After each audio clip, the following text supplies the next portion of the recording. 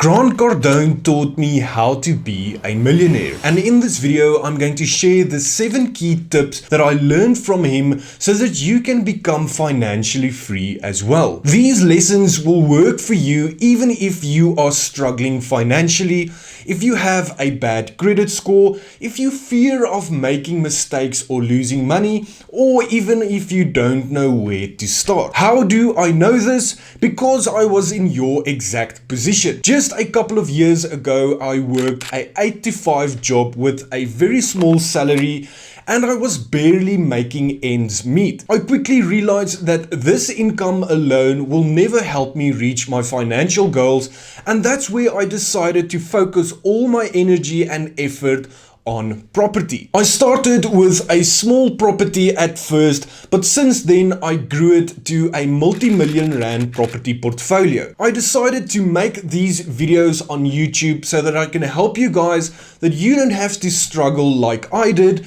and share information that will help you reach your goals. Like Grant Cardone always says, if you don't like where you are, then move. Without further ado, here's the most valuable lessons that I learned from Grant Cardone that helped me on my journey. First of all, we need to use debt strategically. Leverage or debt is like a double-edged sword, and it can either enhance your returns or it can enhance your losses. It's really important to make sure that you understand how to use debt, because most people will say that buying property cash is the best idea and you should completely stay away from debt. There's nothing wrong with buying properties cash, but let's say, for example, there's two people. One wants to buy a property with R1 million cash, and the other one wants to buy a property with his R1 million using leverage. Who do you think will own the most properties at the end of the year? It's going to be the guy that uses leverage.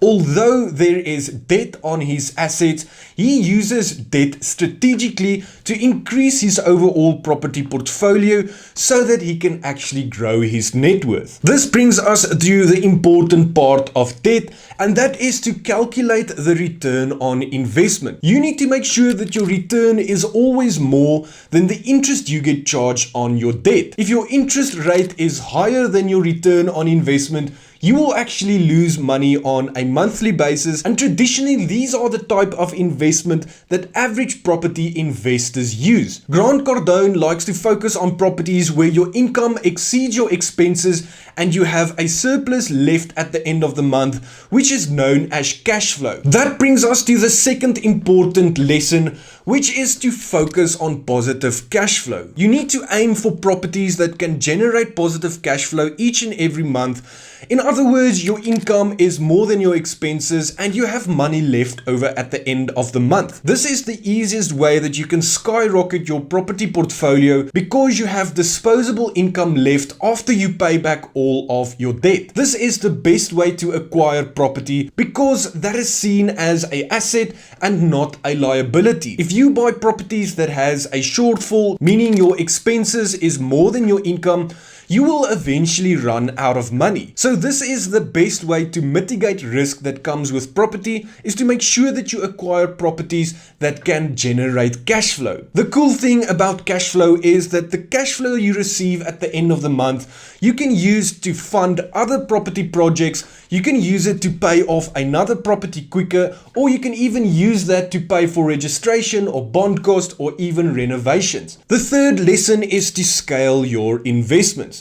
This can be done by starting small and eventually growing your portfolio. Like you know, Grant Cardone always says that you shouldn't buy any property that has less than 50 units. This is quite interesting because your average beginner investor will never have the skills or the affordability to acquire 50 units from the first investment. What I took away from this is to start small, and as you learn, you scale your investments. I, for example, started with a bachelor flat, then a 1-bedroom, then a 2-bedroom, then a 3-bedroom, 2-bathroom, and eventually scaled to full title houses. This is a great way to get started, and as you learn and progress, your property portfolio grows as well. Another way that you can scale your property portfolio is to make use of a great managing agency. As your portfolio grows, you won't be able to manage all of your properties on your own. The best way to buy back your time is to hire a professional managing company that can handle the day-to-day operations, while you actually focus on making the money or setting up potential deals. If you had to do all of the work on your own, you will eventually run out of steam. Before we get to the fourth lesson, I recently launched a massive 50% sale on my course and coaching program for the month of September. I've officially been doing YouTube for around 3 years, and it's also my birthday month. So if you want to find out how I invest in property, the strategies that I follow, the type of properties that I buy, and the structures that I buy my properties in, make sure to check out the course, and the coupon expires at the end of September. That brings us to the fourth lesson, which is to negotiate aggressively. Everything in life is negotiable, no matter what anyone says. And that's also true when it comes to property, and that's another reason why it's such an interesting asset. If a property is listed for R1 million, I would never go ahead and buy that property for R1 million. I would start and negotiate the buying price and start, for example, with a 20% discount. Most of the time, the agent or the owner will decline this offer, but you can only try and they can only say no. From there, you can move to a 15% discount, or worst case scenario, a 10% discount. The cool thing is that if you buy a property at a discount, you create what is known as equity. Equity is simply the difference between the value of the asset and the debt on that asset. Equity also forms part of your net worth, and that's why it's so important to negotiate your deals, because this is an easy way to grow your overall net worth. If you buy 5 properties and negotiated a 200,000 Rand discount, you are effectively a millionaire based on your equity alone. That brings us to number 5, and that's to constantly educate yourself. I'm a big believer of education, and it doesn't have to be formal education. It's basically a principle called constant and never-ending improvement. This is a principle that I feel strongly about, and it's the best way to improve your overall quality of life. If you have the mentality to always learn,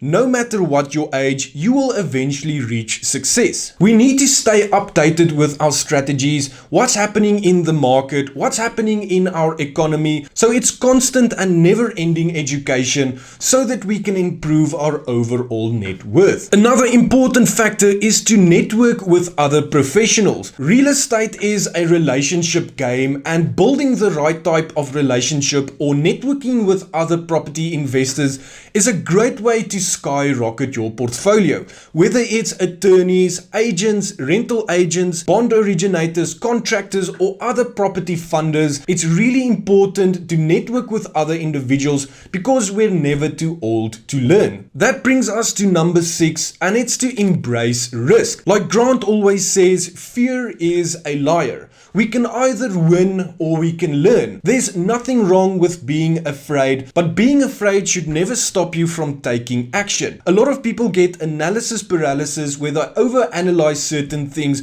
and never take action. This is a big issue when it comes to investing, so make sure you can actually embrace the risk. I like to think of it as taking calculated risk, and I would never just jump into something blindly without knowing exactly what to expect. Calculated risk simply means making sure you understand the projections, making sure you understand structures, the risk involved, exit strategies, and the people that you need in your team to make sure that you can reach success. The biggest risk in life is not taking risk at all. That brings us to the 7th lesson, which is to make sure you build a team. Building a team is an important part of investing in real estate, because you are effectively buying your time back using the time of other skilled professionals. Whether it's an attorney or a contractor, you need to build a team that you can trust to help you reach your overall goals. You need to start building this team as soon as you get started in real estate, and at the end of the day, it will make your life much easier. With that said, these are the 7 lessons that I learned from Grant Cardone